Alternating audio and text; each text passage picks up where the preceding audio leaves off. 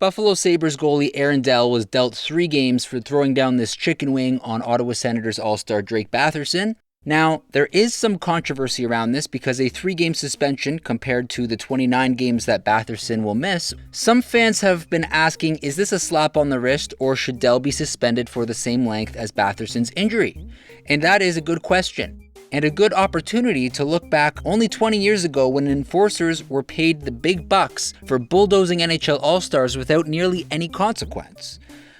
When Scott Stevens ended Eric Lindros's career with a hit to the head, the commentator said Stevens' hit was an art form. There was no suspension, but on the contrary, people made an example out of Lindros, why players need to keep their heads up. Scott Stevens laid the same hit on Paul Kariya just 3 years later, ultimately shortening his NHL tenure as well.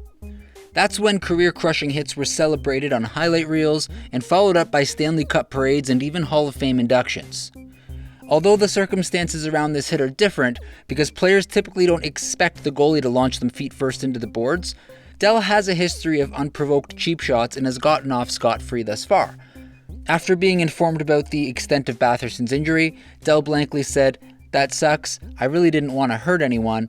I hope he's alright." This move by the Sabres is indeed a testament to change in modern-day hockey.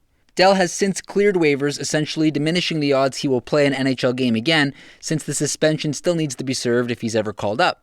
Even with the taxi squad, many teams are still in need for a goalie with NHL experience, and it's clear that players like Aaron Dell are high risk and low demand in today's game. Hockey is a physical and a tough sport, but I'd like to think even the toughest customers don't go out to end a kid's dream of playing in the show.